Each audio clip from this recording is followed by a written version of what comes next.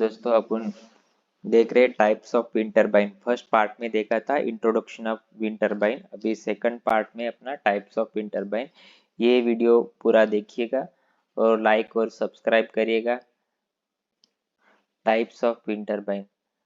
There are wind turbine के दो type होते हैं बेसिकली, एक हॉरिजॉन्टल एक्सिस विंड टरबाइन है, vertical axis wind turbine. Vertical axis wind turbine मतलब जिसका axis of rotation is vertically, उसको वर्टिकल एक्सिस विंड टरबाइन बोलते हैं। ये वर्टिकल एक्सिस विंड टरबाइन है। और जिसका एक्सिस ऑफ रोटेशन है, जिसका हॉरिजॉन्टल रहता है, उसको हॉरिजॉन्टल एक्सिस विंड टरबाइन बोलते हैं। जैसे कि horizontal axis of wind turbine जिसका रोटर है वो हॉरिजॉन्टल रहता है और उसको हॉरिजॉन्टल एक्सिस विंड टरबाइन बोलते हैं। बेसिकली इसमें डिफरेंस है, एक ये हॉरिजॉन्टल एक्सिस विंड टरबाइन, ये वर्टिकल एक्सिस विंड टरबाइन। जो हॉरिजॉन्टल एक्सिस विंड टरबाइन है उसका ये रोटर डायमीटर, ये टिप से लेके ये टिप तक ये रोटर ब्लेड है, इसको रोटर डायमीटर बोलते हैं। और जो कंपोनेंट है वो टॉप ऑफ द नेसल में रहते हैं, जैसे कि गियर बॉक्स है, जनरेटर है। और जो वर्टिकल एक्सिस विंड टरबाइन है उसमें जनरेटर, गियर बॉक्स वो बॉटम में इंस्टॉल किया रहता है। ये अपना ये ब्लेड से, ये टिप से लेके यहाँ तक, ये इसको बोलते हैं रोटर हाइट, ये अपना रोटर डायमीटर। ये अपना वर्टिकल एक्सिस विंड टरबाइन है। फर्स्ट टॉपिक अपना वर्टिकल एक्सिस विंड टरबाइन। जो वर्टिकल एक्सिस विंड टरबाइन है जिसका axis of rotation is vertically, उसको वर्टिकल एक्सिस विंड टरबाइन बोलते हैं। कि जैसे कि विंड टरबाइन है, वर्टिकल एक्सिस विंड टरबाइन है।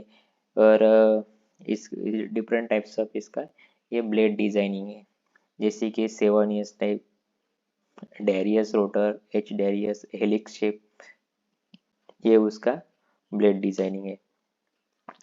इसकी जो एडवांटेजेस है वो डायरेक्शन अब मतलब जो ऑपरेशन रहता है इसका, विंड के कोई भी डायरेक्शन से वो चल सकता है, Omni directional.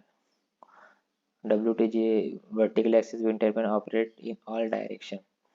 The component including the generator mounted on the gearbox, mounted on ground to lead maintenance cost and lightweight. जो वर्टिकल एक्सिस विंड टरबाइन है इसका गियर बॉक्स है, जनरेटर है, ये सब ग्राउंड में माउंट होता है, तो इसका मेंटेनेंस कॉस्ट वगैरह कम आता है। दूसरा चीज़ ये है कि वर्टिकल एक्सिस विंड टरबाइन में याइंग मैकेनिज्म एलिमिनेट हो जाता है, क्योंकि ये जो ब्लेड है वो operate in all wind direction, तो उसमें यह मैकेनिज्म नहीं रहता है।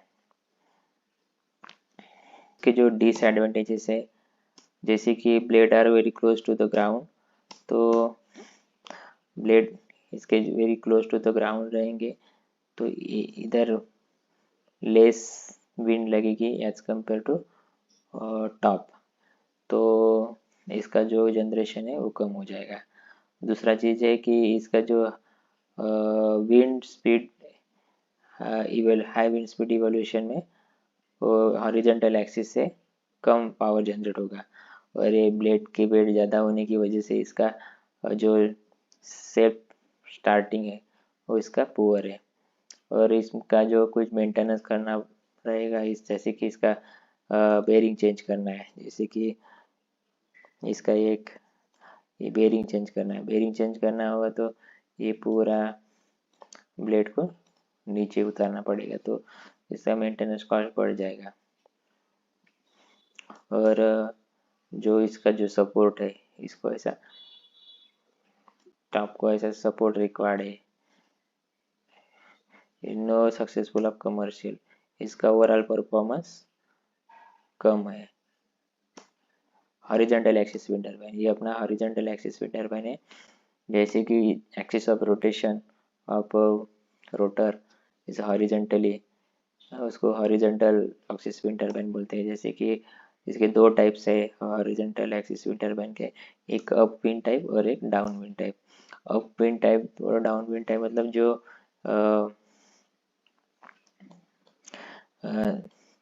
जो विंड ब्लेड को आगे से सामने से फेस होती है उसको अप विंड टाइप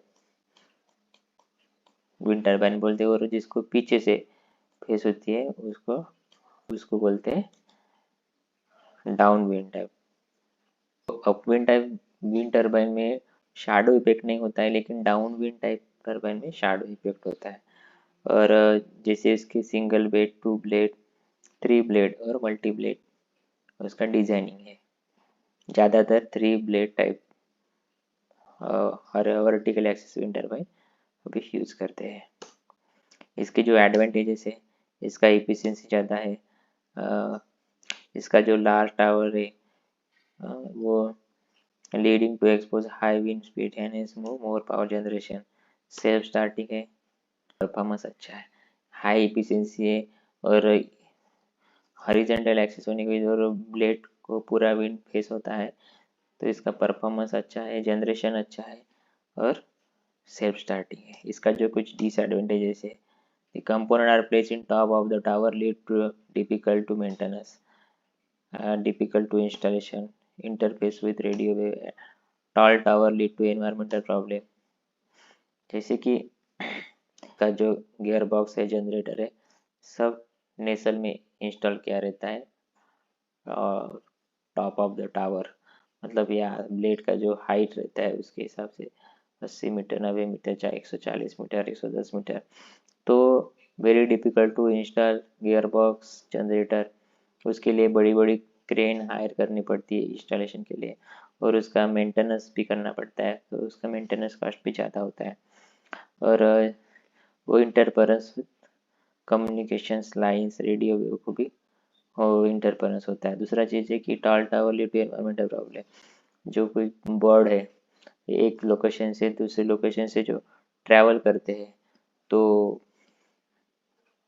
वो क्या इधर से ट्रैवल करेंगे तो कोई बर्ड का भी डेथ हो जाता है, तो एक एनवायरमेंटल प्रॉब्लम है उसका। इसका कंक्लूजन ये है कि वर्टिकल एक्सिस विंड टर्बाइन जो डिजाइनिंग में इजियर डिजाइनिंग है, बट उसका परफॉर्मेंस लो है as compare to horizontal axis wind turbine. और most of the electricity generation में आज के दिन में horizontal axis wind turbine use होते हैं ज़्यादा मेगावाट कैपेसिटी में। Thank you.